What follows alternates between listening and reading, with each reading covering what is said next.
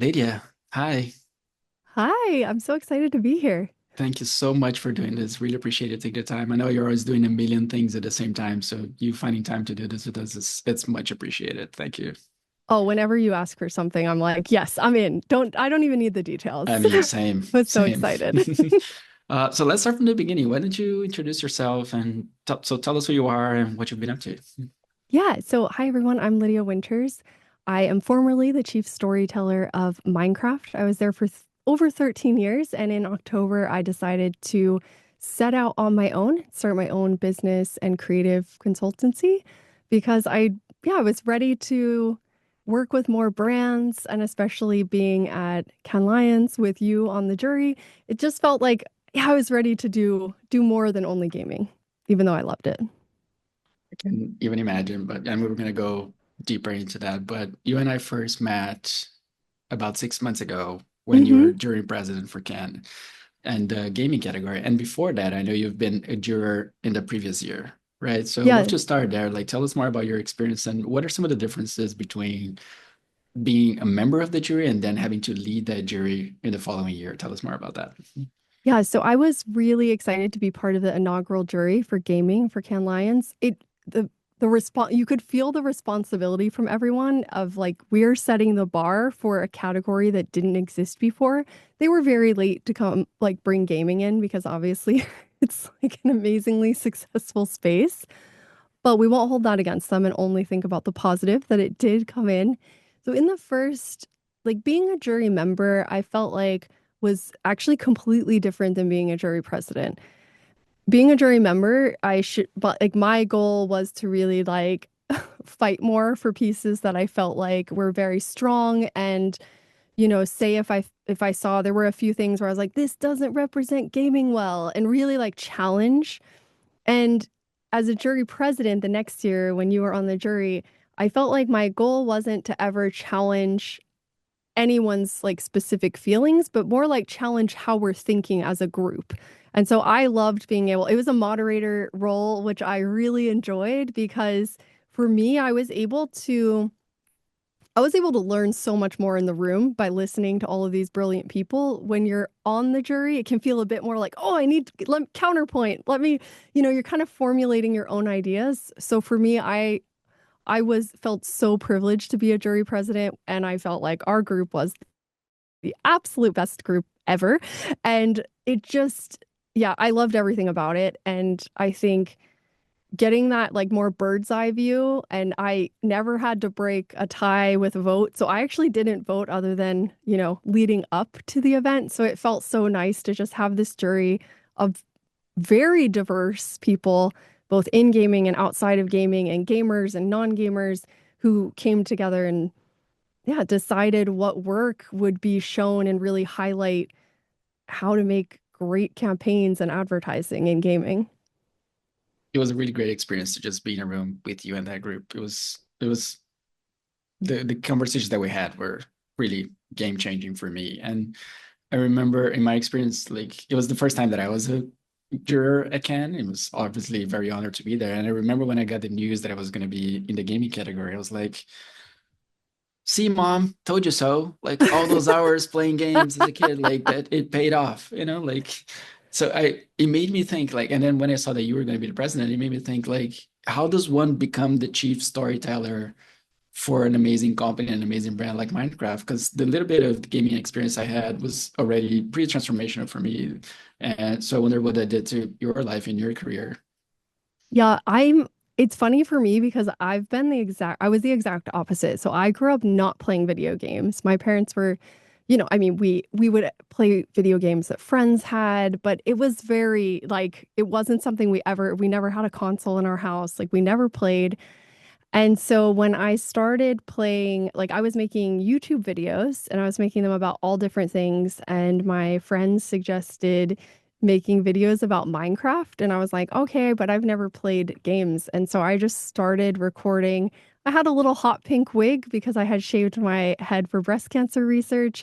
And to me, it was that I was going to play Minecraft just to like practice being in front of the camera and then like see where that spun me off to because previously I had been an elementary school teacher, I had been a photographer, I hadn't really found exactly where I wanted to be.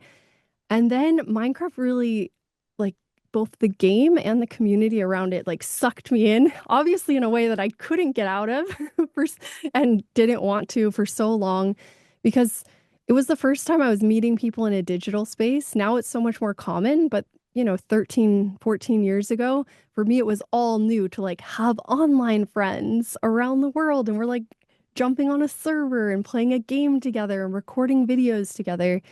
And so I met the team at E3, which was a video game conference, and I had just sent them a cold email like, "Can I help you with anything? I'm coming to meet you on this trip. I'm a YouTuber." But I was a teacher, which I'm not sure what that could help them with, but I was like, "This is me." And at E3, they had me help host for their Sony Ericsson booth. They were doing this like little pocket phone, the Xperia Play, and Minecraft Pocket Edition was coming onto it. And the CEO asked me to introduce him to someone, and I introduced her. She was an artist, and I made a joke about like, he said, "Would you be willing to move to Sweden for this job?" to her. And I said, like, I would love to move to Sweden, but I'm not an artist. And he's like, "Let's talk later. We want someone to work with the community." And meanwhile, I was like, "Where is Sweden? What did I just say?" But honestly, by the end of the weekend, it was very much like people were like, "Lydia, I heard you're going back and moving to Sweden." And I was like, I don't know. Like, will this happen? Will this not happen?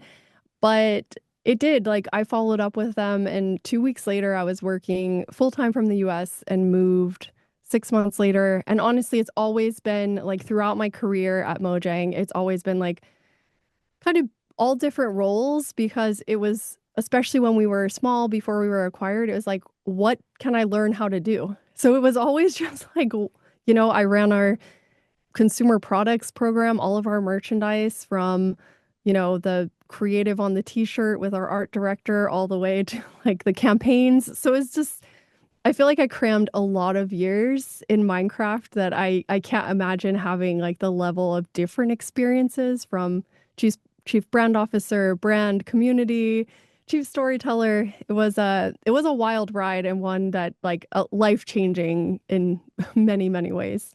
I can't even begin to imagine it. What a fascinating story. Like, it's just amazing. And in all those roles, what do you think was the role of creativity in all of that? Because I think, like, in the space, we talk a lot about creativity that moves business, right? And a lot of people don't know that, and it's kind of shocking, but a lot of people don't know that the gaming industry is twice as big as Hollywood and the music industry combined, Exactly. right?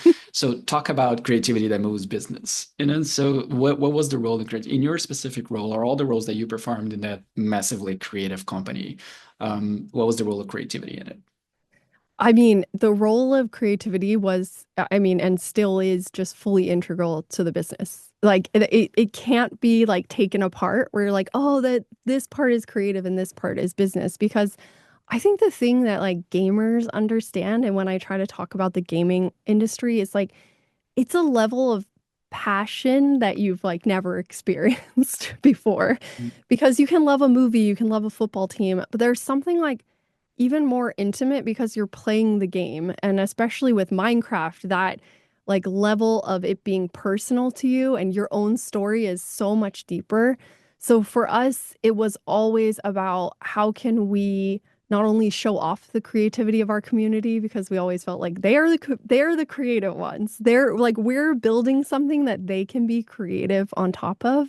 And especially for me coming from being a YouTube creator, like I knew how important it was. So for us, the creators were the marketing team. Like we didn't even do any traditional advertising for years and years, because it was like what we want is like the community to be creative. And that's still the case. Like it's everything is built on top of a community that loves something. And I think that passion makes it so you have to be creative, because this, I mean, as you know, and something we discussed all the time in our jury and think is like, did the players want this? Did anyone want that? Like, it could be the coolest campaign and the most iconic person, but did anyone like want that to happen? Like, what was the benefit to the gamers? So I think when you're trying to think of benefit to a community, you have to be creative. Like you can't, because you have to make it a deep integration. You can't just like, oh, here's a cool idea, because yeah, especially in gaming, they'll see right through it. Like you're not thinking about me. This wasn't for me. That's so true. And how does that, like, do you think is this a similar process when you're building an internal culture? Because one thing is building a platform, right? The gaming platform Hmm. that allows other people to be creative in it. But what was your experience trying to build a team inside the company and allowing, building an environment that allows that team to be the most creative version of themselves? Yeah, I mean, I think that it's for me, it's really always been about like passion as a key driver. I think that's what makes you create, like feel creative. And unless you care, like in my personal experience, like I only want to work on things that I care about, that I have some connection to. And as we built out the Minecraft team with so many new people coming in, I mean, I was the seventh employee, the first woman. I was, on the team so so long when we were so small, then we were acquired, but it was always finding people who were passionate about Minecraft first, because the level that you know something, if you've been in the community or even if you have someone close to you who loves the game, or we had so many people who were, who Minecraft like changed their own lives. And so then as they came into the company, they're bringing that with them. So for me, I think that brings a better culture than if you're only bringing people from the outside. I think you need a healthy mix of like someone who's like super dedicated. And even for me, I was coming in as I was playing Minecraft, but I wasn't a gamer. So I brought a new perspective. So it's like finding that balance of being able to have creativity through like all different viewpoints. That to me, that's where you start getting a lot of the magic. And do you think other brands can also benefit from the type of thinking? Like to your point about doing things that other people care about, right? I think, at least in my experience, a lot of the times you get a brief from your clients and you understand their problems and what they're trying to solve. But a lot of the times, I think a lot of agencies make the mistake of just taking that client agenda and sort of regurgitating it back to an audience and expecting people to care about it, Hmm. as opposed to, okay, thinking like, how do we connect the dots? How do we make this thing? How do we turn it into something that the audience will actually want to engage with and not just be forced to experience, right? So, do you think other brands can learn from that? Oh yeah, absolutely. I mean, when I was, I got like a tiny bit of time on stage at Cannes Lions as the president to like, give a little bit of insight into our category. And I was like, okay, what can I say? Like, what's one thing I can say to like all of these incredibly creative like agencies who are sitting in the audience at brands? And I was like, find a gamer, like find someone who actually knows the thing. And I believe that's something you can apply to anything. Like find someone on your team who's okay, maybe everyone's not passionate in every single, like maybe invoicing software is a little hard, but you could still find someone who's like interested in it. And so to me, it's like when you find someone who's interested or cares about it or knows a little more about that subject, and then you put them into it, they're the one who can be your litmus test and be like, no, no, no. They'll see right through that. And I saw that over and over and over when amazing people would come in and pitch to us at Minecraft. But I immediately, there was like such a glaring flaw because no one played Minecraft. And so they were coming up with something that it was immediately like, our community will not like that. Not only will they not like it, but they will like rebel against it. So as soon as you can bring someone in from your team, from the outside, like another perspective from like whatever the community is around the thing you're trying to promote, I think that's where you really get that. You can really create more of a depth because you understand it differently than a brief could ever tell you. Like it's this deep knowledge and like love of the subject. Absolutely. And I'm pretty sure there are people out there that are fascinated by invoicing software, Yeah, But to your I point is mean, like it's all about finding your right audience and communicating with them in an authentic way, right? yeah, Which is something exactly. that sounds very easy and sounds very basic, but there are very, in my opinion, very few brands out there that really put in the work to and have the courage to Hmm. to do that, right? Yeah. I'm sorry to all the people who are super interested in invoicing. Uh, So I'm a watch nerd, so I'm not judging. There are like you can find every level of like someone nerding out on something. So I'm sure there are. It was just the thing that's furthest away from my current passions. so should we talk about watches then? Yeah, let's do it. I um I joked with you the last time we saw each other that this friendship would be very expensive for me because Hmm. you're Hmm. so passionate about it that you're making me very passionate about it. And I love it. I show a lot of people my algorithm, my TikTok and my Instagram, it's all watches. All of a sudden I am a watch guy and I've never been a watch guy before. So how did that passion start? Where did that come from? Yeah, the funny thing was coming into as jury president, I was like, I will not bring up this watch obsession that I have. But like immediately a few other people brought up watches, and then I was like, oh, now it's time. I can jump into it. I just can't start it. But yes, it's always very expensive to be friends with me because I've just like the things I like, I really like. So with watches, I had a few watches and I kind of had a perfect like two watch collection, which I think was great. Like one more elegant dress watch and one like everyday, everywhere I went watch.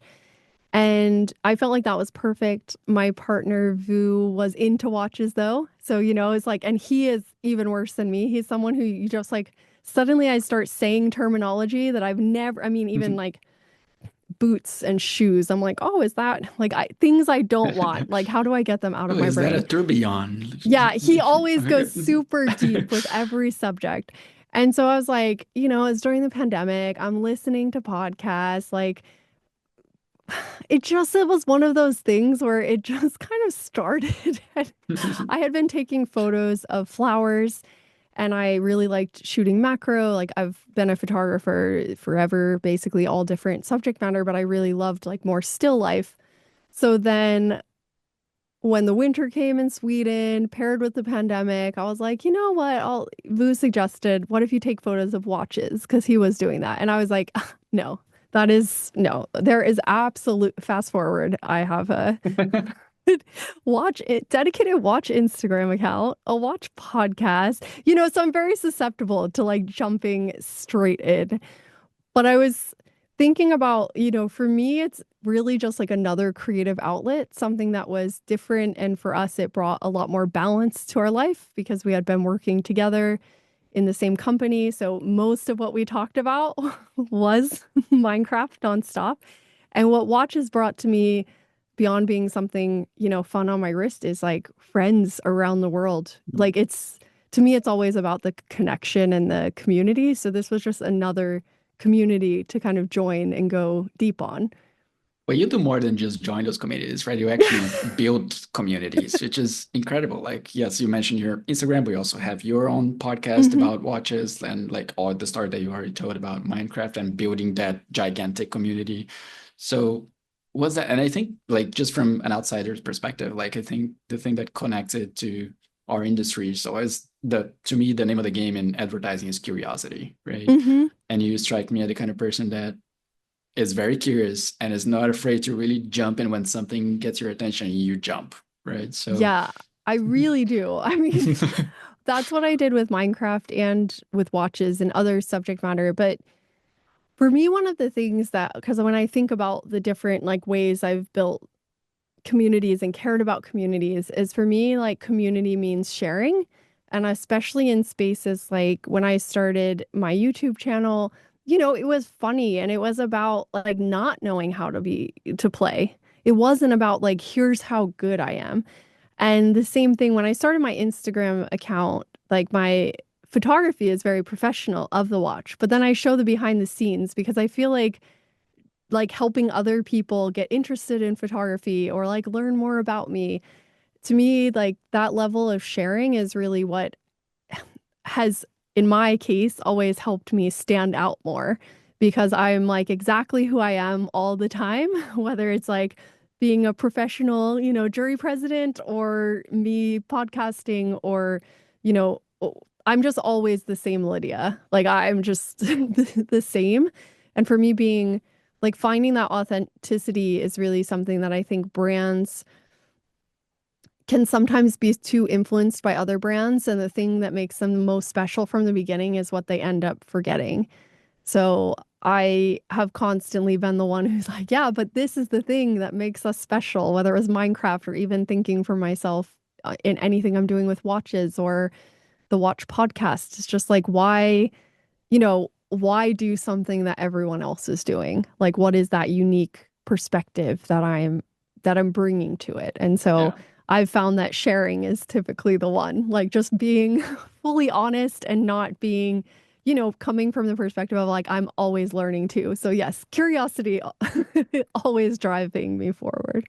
Yeah, and community building obviously is a huge aspect of this industry and the gaming industry. And I Yeah. think to a certain degree, I think every brand is at least attempting to do Hmm. that, right? Something similar, create a community around their Yeah. brand or at least in their industry. But in addition to that, in addition to community building, is there any other similarities, I think, between the gaming industry, the luxury, the watch industry that you're in right now? Oh, oh, I think there's so many. Like I I find it fascinating to have joined the watch community, watch enthusiasts at a time period where, during the pandemic, and then you had like Clubhouse popped up, which is really funny to talk about now because it popped up and was gone quickly. But it was like all of these, even on Instagram, it's like your connection to like CEOs of watch brands who feel so far away is like so much closer because of being online. And I feel like that's similar to like when I started playing Minecraft. Like I remember when I would like tweet at the court, these couple guys on the team, and then like Jeb would write back to me and I was like, "Oh my gosh, like he wrote back to me." Later he was my colleague and friend for years and still is. But it's like that level of like closeness and almost the how small it is in a way because the watch community in the luxury space, but there's still communities around each sort of different thing. So there's people who love Omega and who love Rolex, or like me, like all watches are great. And so you have all of these different like niche communities within the larger community of just like I like watches. And that's so similar to Minecraft because we had like people liked Minecraft, but then it's a sandbox game. You can play any way you want. So we had player versus player who like, okay, all I want to do is like fight, fight, fight. And like I'm an adventurer, or you have builders. So it's like you still were part of this top level community, but then you find these niches. And I think that the problem with when people try to build a community again is like it's not for the community members. It's for the company. So I would approach it the opposite way, which is there already a community there? Are there people who really love it? And then how can you help like build that and make it thrive? So even when I started working on Minecraft, like I wasn't a community manager because they're like, there's already a community there that, like they were there before I started even. And so it's like that mindset, I think, that you take into community building that is really important. Again, it's always back to like, what's the benefit for the person, not the benefit for me as the business. Because then I think you end up with the benefit if you can start with it being about the other party. Absolutely. And what I think most brands don't realize is that finding those very unique stories, sometimes that's how you tap into the universal. You know what I mean? Like Mhm. finding those very, Yeah. what seems like it's a very niche, very small, and in some cases, very individual story by telling that story in a way that is authentic to that story, but also authentic to your brand and it makes sense for your strategy and you know it's going to connect with your audience and move your business. Like it's very counterintuitive sometimes, but Hmm. very few brands are capable of tapping into those individual stories to tell a universal story, right? And these the stuff that I tend to gravitate towards in advertising, but not just advertising, in culture in general, are those things that feel very unique, but it speak to Exactly. something that's inside all of us, right? Yeah, it can feel very niche, but like you said, it's about like it's common with, these archetypes or traits that people have or how they want to feel. It's just that when you try to manipulate that on your own as a company, again, the people around it, like they see through it. So then you not only isolate like potential clients, but the ones who actually were the passionate ones about your invoicing software, like don't leave them out. Like learn from why they like it and, build from there versus, you know, we had so many people who would come and say like, "Oh, here, maybe, the community, we could make something and give it to them." And it's like, "No, because if the community loves it, they'll make it themselves. And then how could we build on what they've already made?" And I think that is like there are people who are so interested, especially, now that we're all so connected around the world. I mean, you can think of like the most niche thing and find people who are interested in it. So that's so much untapped potential, I think. It completely agree. And I think the other, I want to say contradiction, but it's kind of a similarity, is like the Minecraft, obviously more of a tech company, right? Yes, Mhm. it's a storytelling company first and foremost, but very tech based and tech driven. On the other hand, the watch industry is based on this decades old, in some cases hundreds of years old technology that's still around and still fascinates people. And in a world now in advertising where everybody's just talking about technology, it seems like, right? It's AI, it's algorithms, Mhm. it's all those things. Um, what do you, in your opinion, what is the role of technology in that? Like, what is the role of technology in connecting brands to humans in a way that feels authentic and it feels true? Mhm. Yeah, I mean that's the interesting thing with watches because I think so many brands are actually for like a luxury brand, what you're trying to say is like, okay, you have so much technology around you. What if you what if you go away from it for this thing that's on your wrist? Like, okay, that's great. And I think that's a very successful strategy in a super digital world for things that are, tangible. Like, oh, this is a real world thing. But I think with technology in general, I mean, for me, I always see it as like it's a pendulum swing and it's finding that balance because we're probably in this time point where it feels a bit like all technology all the time, only AI, nothing else. But, an interesting perspective from our jury, for example, the first year I was on it is like metaverse had become a huge term. And gamers already had metaverses. We play on servers, we play with other people, you play as someone else or yourself, so it's like a term, like a new name for something that was already existed. And I remember when for Can Lion, they came in like, so what's everyone talking about with the metaverse? Like, what are the themes you're seeing? And our theme was like, we don't want to use any fake platform that was made to engage people that no one want. Like it, no, just use a game that people already love. And so I think about that in terms of like where AI will land. There's so many possibilities, but you also have to like keep that balance of of technology and thinking about like the wider space so that you don't get focused on only what's new. And again, for a lot of brands, it comes back to like, is this useful for the brand? Like, does my community use it or want it? Like that's a good it's a good starting point before you jump in and like fully change your business model, which I think that's always the thing that happens when something big pops up. But it's like what makes you unique? You try to build it with technology, but it doesn't mean you should just completely shift because maybe that's not what anyone's asking for. Yeah. This is me going on a tangent now. Okay. Go So for it. have you seen The Brutalist yet, the movie? Mm-mm. Okay. I saw it this weekend, and not to derail too much, but I was really attracted to all the materials that they use. Like not Hmm. just the film itself is shot in 70 millimeters, which is a Yeah. whole thing, but then the movie is about, there's a scene where they go to Italy to visit the marble quarries and all that stuff. Hmm. And then they're talking about concrete and building these gigantic structures and all these things. And what you're saying about, brands like watch brands, for example, going to the digital space, like it just makes Hmm. me think about the value of material, like the actual material. Like I remember Hmm. that shot where they go to Italy just was so beautiful to just see them touching the stone and interacting with it. And in a world where everything is digital, and there's very few actual interactions with people and with materials and things like that. All of a sudden, you have a watch in your wrist that's made of real steel, for example, and it's Exactly. like you can feel that material. And even Minecraft itself, it's a game, but it's a game that is very based on materials, right? You have to Yes, collect certain absolutely. materials and build things with that. So there's a weird correlation with that, in the sense that I feel like humans are craving that again, like Hmm. that, and I just find that interesting. So that's my little tangent. Yeah, but I completely agree. And it's like a deeper connection that you can feel to something. And for me, like, I have an Apple Watch that I use to like track everything else, but that's not why I wear a watch. Or I have my phone and it has the time. It's about this like beautiful mechanical thing that connects me to other people and other times and design.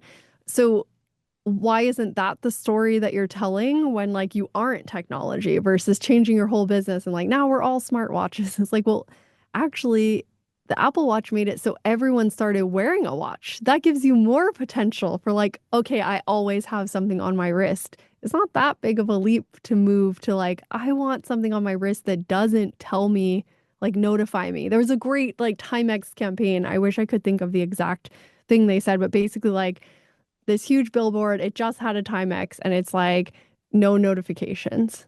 And like, what a great way to be like, this is why you can tell the time, but like nothing is disturbing you. And like, that's going to the core of like what's special about it. And like, when you have these tactile things and these real world things, it's like you can use technology, I think, to help connect people, build communities. Like, you're not hiding under a rock, but it's also like, maybe before you like jump on every fad and like make a metaverse universe, like don't maybe pause a second and like see if that lasts. Yeah, I'm gonna show my age now because I really feel like I'm getting old. But I became fascinated recently with objects and devices that are designed to do one thing. You know what I mean? Like, Ooh, yeah, sure, the watch just tells the time, but it does it in a very specific, very interesting way. And the other day I got to use, one of those like old letter openers. Like I got yeah, to use one the other day for first time in a long time. I was like, this object was designed to just do this. it is so And it cool. was just so satisfying to use it, So That's so true. I yeah. had my friends were over and their two daughters, we were hanging out and they were just looking at this thing on the table. Like, what is this? And it's like a candle snuffer, like where you just all it the only purpose it serves is to like blow out the candle so you Yeah. don't have to. And it's like something that my mom brought me from my grandma's house. And like, here's a special thing. And the fascination of these two little digital girls who are, have their phones and they were like, can we try? So I'm just lighting candles and they're blowing it out with this. And yeah, I absolutely love that. I'm gonna go down like a deep rabbit. Like this is No. Oh my new no. podcast is like Things that do one specific thing. things. Yeah. Yeah. But seriously, that would be that's our new podcast. Okay, we're repurposing this podcast Yeah, now, and it's it's becoming. super. But I did think it speaks to, yes, all the things that we're talking about just the power of just touch and the material and the Mhm. connection that you have with that thing, but also the single-mindedness of it, which is, I think, is an aspect. It's something that we talk a lot about in our industry, I think, is sometimes even trying to convince the clients that it's like, let's just talk about one thing. Let's put Mhm. one message out there. Let's be single-minded about it. And again, something that feels very basic and simple, but it's not easy a lot of the times. Mhm. And so, again, I think a lot of the stuff that we see being awarded at the highest level at our industry, more often than not, they're very simple, very It single-minded. They do one thing, they serve one purpose, but they do yeah. that extremely well, right? And then there's the power of craft around and all this stuff. So I keep making these weird connections in my head, but I think it's so true to what we do and all the worlds that you navigate now. Yeah, I completely agree. I Mhm. mean, when you lose sight of that, it's easy to just like for me, I guess what I'm trying to say is like I've always felt that creativity is better like in a box. That's very Minecrafty of me to say. But I loved that we had this very clear look and feel. And then you needed to always say, like, does this fit the game? And so I think about that with anything I do, whether it's my photography, like, does this fit what I'm trying to show or like give the feeling of to anyone looking at it? For my podcast with Vu, it's like, are we being open and like making sure that like anyone could join this fun hobby of watch collecting and not feel like they're left out. And so I think when you keep those kind of they almost end up being like your core values, but I love what you said is like when you pick one and focus on it, like those are the campaigns that like stick with you because they can build so many more interesting stories about it, but like you know exactly what that one thing that they're trying to tell you. And, when you think of like the Patagonia ad about like we're closed on Black Friday, like do not shop. It's like it was so clear. Like, and it gave you so much to talk about with the brand. And I think that's when you get this like magic because everything else around it leads to just this one this one message. Yeah, that's the power of limitations, Hmm. for creatives, I think in Yeah. general, that I think most people underestimate, right? I think a lot Yeah. of And people make the mistake, especially sometimes clients make a mistake of giving us a brief that is like, it's open, like here's a problem, mhm. but we're open to whatever it is. Like, let's, nobody likes limitless possibilities in the No. creative world. I think with like a little sandbox. So like the fact that Yeah. Minecraft is so quote unquote limited, that's Hmm. what makes it fun, right? You have a few elements to play with, and it's on you to figure out what to do with it. Yeah, Right? exactly. The creativity ends up being limitless, even if you only have certain blocks. And I think about that so much in like building campaigns and marketing is like, how do you find that thing you want to tell people? And then you're building from that story. And if you always have this key topic or idea that you go back to, it gives you the chance to check all the time. Like, does this random, like, also Instagram post, like, does it fit like the original message? Because I think that's where the further you get from the original idea, the harder the harder it is for Yeah, people to just understand it as clearly. totally. Um, so of all the possibilities, what are you excited about next? What's the next thing that you're super curious about?